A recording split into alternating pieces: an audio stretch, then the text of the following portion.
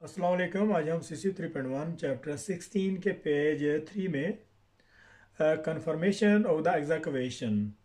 तो एग्जैक्वेशन को जो कंफर्म किया जाता है कि वहाँ से उसका जो डिफेक्ट है उसको प्रॉपर तरीके से रिमूव कर दिया गया है। तो इस पेज में हम जो है वो रिपेयर के मतलब रीवेल्डिंग ऑफ द एग्जैक्वेशन के मतलब जो है वो डिस्कस करेंगे। तो कंफर्मेशन ऑफ द एग्जैक्वेशन, तो जो वेल्ड रिपेयर है वहाँ पे ये कंफर्म करना कि वाकई वहाँ से जो है वो वेल्ड मैटर को प्रॉपर तरीके से जो डिफेक्ट है, वेल्ड मैटर में जो डिफेक्ट है उसको प्रॉपर तरीके से रिमूव कर दिया गया है। तो उसके लिए जो एंटिटी मेथड वहाँ पे यूज़ करेंगे। At this stage entity should be use to confirm that the defect has been completely excavated from the area.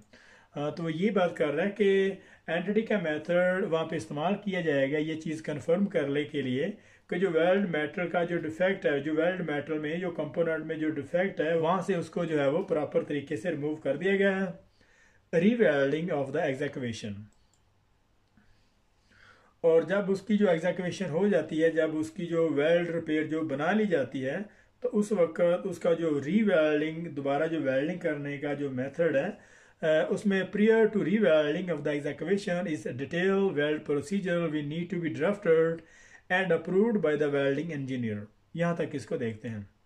तो रीवेल्डिंग करने से पहले जो वेल्ड मेटल को रिमूव किया है, दोबारा वहाँ पे वेल्ड मेटल को प्लेस करने से पहले वहाँ पे जो अप्रूव्ड प्रोसीजर की ज़रूरत होगी। तो जब वेल्ड मेटल को वहाँ से रिमूव कर दिया जाता है, उसकी एग्जैक्वेशन हो जाती है, तो वहाँ पे दोबारा जो रीवेल्डिंग करने के लिए जो वेल्डिंग इंजीनियर जो है वो उसको अप्रूव्ड प्रोसीजर जो है वहाँ पे,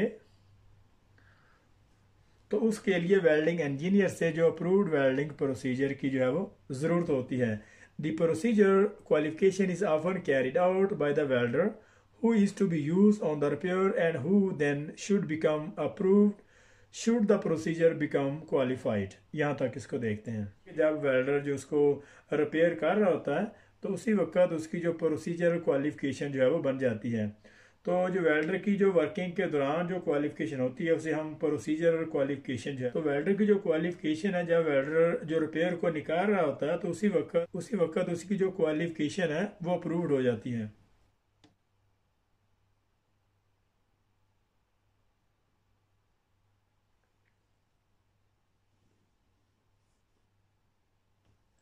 Entity confirmation of the successful repair.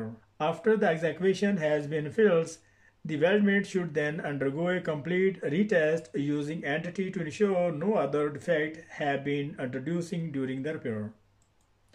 और इसके बाद जब एग्जैक्वेशन हो जाती है, जब वेल्ड मेटल को जो डिपोजिट कर दिया जाता है, तो उसके बाद जो एंटिटी मेथड वहाँ पे इस्तेमाल किया जाता है कि ड्यूरिंग रिपेयर निकालने के को नए सिरे से रिपेयर वगैरह तो नहीं आ गई। तो इस चीज़ के लिए जो चेक करने के लिए दोबारा एंटिटी मेथड वहाँ पे अप्लाई किया जाता है। Entity may also need to be further applied after any additional post weld heat treatment has been carried out. और इसके बाद जब रिपेयर निकाल ली जाती है तो मज़ीद वहाँ पे जो है वो पोस्ट वेल्ड हीट ट्रीटमेंट वहाँ पे जो है अप्लाई किया जाता है। तो रिपेयर निकालने के बाद उसका जो है वो एंटिटी मेथड किया जाता है। और एक दफ़ा जब रिपेयर निकाल ली जाती है तो रिपेयर निकालने के बाद वहाँ पे एंटिटी मेथड वहाँ पे अप्लाई किया जाता है। और एंटिटी अप्लाई करने के बाद पोस्ट वेल्ड हीट ट्रीटमेंट की जाती है। और पोस्ट वेल्ड हीट ट्रीटमेंट करने के बाद जो है वहाँ पे दोबारा फिर से एंटिटी मेथड वहाँ पे अप्लाई किया जाता है। तो मतलब सबसे पहले जब रिपेयर जो फिक्स कर दी जाती है उसके लिए दोबारा फिर जो है वो एंटिटी मेथड होगा। तो एंटिटी करने के बाद ये चेक किया जाएगा कि वहाँ पे दोबारा से एंटिटी मेथड अप्लाई किया जाता है, ताकि चेक किया जाता है कि वहाँ पे जो है वो दोबारा नए सिरे से कोई रिपेयर वगैरह ना हो। और उसके बाद जो है वो पोस्ट वेल्ड हीट ट्रीटमेंट किया जाता है। और पोस्ट वेल्ड हीट ट्रीटमेंट करने के बाद दोबारा फिर नए सिरे से वहाँ पे एंटिटी मेथड जो है वो किया जाता है। In service repairs, most in service repair can be of very complex nature as the component is very likely to be in a different welding position and condition that it was during production। यहाँ तक इसको देखते हैं। और ये जो service repair है ये प्रोडक्शन रिपेयर से बहुत ज़्यादा क्रिटिकल है, क्योंकि इसकी जो कम्प्लेक्सिटी है बहुत ज़्यादा जो है वो इंक्रीज हो जाती है। आमतौर पर जब प्रोडक्शन रिपेयर की जाती है तो वो इजी होती है, लेकिन जब सर्विस रिपेयर जो है बहुत सारे उसमें जो है वो मामले जो है पेचीदा हो जाते हैं। It may also have been in contact with the toxic or combustible fluid has a permit to work will need to be sought prior to any work being carried out। यहाँ तक इसको देखते हैं, क्योंकि ड्यूरिंग सर्विस के दौरान बहुत सारे उसमें जो फ्लूड हैं, जो टॉक्सिक फ्यूम है और जो कंबस्टिबल है और उसके जो फ्लूड है वहाँ पे आग भड़क सकती है या पे जो सेहत के लिए मुज़र है, तो उसके लिए वहाँ पे जो है वर्क परमिट की ज़रूरत होती है। अगर वहाँ पे जो वेल्डिंग का काम है या कटिंग है तो वहाँ पे हार्ड वर्क परमिट बनेगा, और अगर वहाँ पे कोई नट बोल्ट वगैरह का काम है तो सिर्फ जो है वो कोल्ड परमिट जो है वो इनफ होगा वहाँ पे काम को कैरी ऑन करने के लिए। The repair welding procedure may look very different to the original production procedure due to a change in these elements। और जो इन सर्विस रिपेयर प्रोसीजर है ये प्रोडक्शन रिपेयर से टोटली डिफरेंट है, क्योंकि इसमें बहुत ज़्यादा कम्प्लेक्सिटी है इसको निकालने के लिए। जैसे फ्लूइड है वहाँ पे टॉक्सिक है और कंबस्टिबल फ्लूइड हो सकता है वहाँ पे, तो उसके लिए बहुत ज़्यादा प्रोसेस करने की ज़रूरत होती है, जैसे कि वर्क परमिट वहाँ पे चाहिए होता है और इसके अलावा बहुत ज़्यादा प्रिकॉशन की ज़रूरत होती है, बहुत ज़्यादा सेफ्टी वहाँ पे रिक्वायर होती है। Other factor may also be taken into consideration such as the effect of the heat on any surrounding area of the component।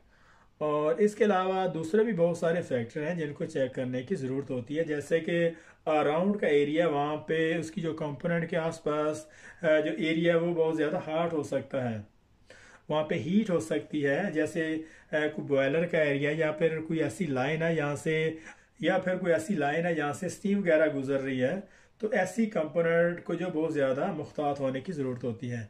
Electrical component are material that may become damage by the repair procedure. और इसके अलावा in service repair में जो electrical component हैं, जैसे कोई cables वगैरह गुजर रही हैं या फिर कोई मटेरियल वगैरह गुजर रहा है, तो रिपेयर करने के दौरान वहाँ से वो ऐसे एलिमेंट है वो डैमेज हो सकते हैं। This may also include difficulty in carrying out any require pre or post welding heat treatment and a possible restriction of the access to the area to be repaired। यहाँ तक इसको देखते हैं। और इसी तरीके से अगर वहाँ पे हीट ट्रीटमेंट प्रोसेस है, अगर वहाँ पे उसकी ज़रूरत होगी तो हीट ट्रीट प्रोसेस के लिए भी वहाँ पे जो एरिया है वो बहुत ज़्यादा क्रिटिकल है और वहाँ पे बहुत ज़्यादा प्रॉब्लम है वहाँ पे हीट ट्रीटमेंट प्रोसेस को करने के लिए। For large fabrication it is likely that the repair must also take place on site and without a shutdown of the operations, which may produce many other elements that need to be considered। और अगर वहाँ पे बहुत ज़्यादा large fabrication है और अगर वहाँ पे साइड पे अगर फैब्रिकेशन बहुत ज़्यादा लार्ज है तो उसके लिए जो साइड पे कुछ शटडाउन वगैरह करने की ज़रूरत नहीं होती, तो साइड पे उसी को जो है तो साइड पे उसको बगैर शटडाउन किए वहाँ पे जो है वो कैरी ऑन कर सकते हैं। Which may produce many other element that need to be considered.